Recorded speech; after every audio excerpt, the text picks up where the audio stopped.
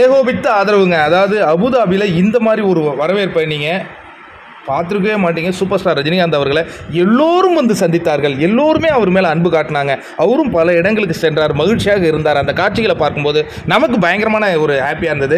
Super star எப்போ சென்னை வருவார் அப்படின்னு நிறைய பேர் எதிர்பார்த்துட்டு இருக்கீங்களா? சென்னை வந்துட்டாருங்க. சூப்பர் ஸ்டார் ரஜினிகாந்த் அவர்கள் மீண்டும் சென்னை வந்து அந்த காட்சிகளை தான் பார்க்க முடியுது.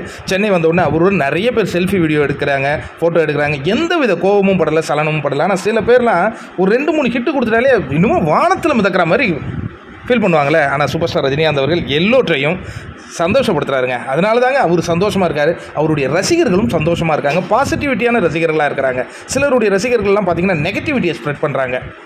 ஆனால் இவருடைய ரசிகர்கள் பாசிட்டிவிட்டி. அதுதான் சூப்பர் ஸ்டார் ரஜினிகாந்த் அவருடைய வளர்ப்பு அப்படின்னு நம்ம கண்டிப்பாக சொல்லலாம். இப்போ சூப்பர் ஸ்டார் ரஜினிகாந்த் அவர்கள் சென்னைக்கு வந்துட்டாங்கங்க. சென்னை வந்ததோட சூப்பர் ஸ்டார் ரஜினிகாந்த் அவர்கள், லோகேஷ் கனகராஜ் அவங்க 2 பேரும் இணையும் கூலி திரைப்படத்தினுடைய வேலைகள் தொடங்கும் அப்படின்னு சொல்கிறாங்க. சமீபத்தில் கூட நம்ம லோகேஷ் கனகராஜ் அவர்கள் ஏதோ ஒரு ஈவெண்ட்டில் பங்கெடுத்தார். அப்போ இதை பற்றி கேட்டாங்க, எப்படிங்க கூலி தயாராகிட்டு இருக்கு அப்படிங்கும்போது ரொம்ப அற்புதமாக வந்துட்டு இருக்கு, எழுதும்போதே ரொம்ப சூப்பராக இருக்குது, ஐ எம் ஈகர்லி வெயிட்டிங் அப்படின்னு சொல்லியிருக்காரு.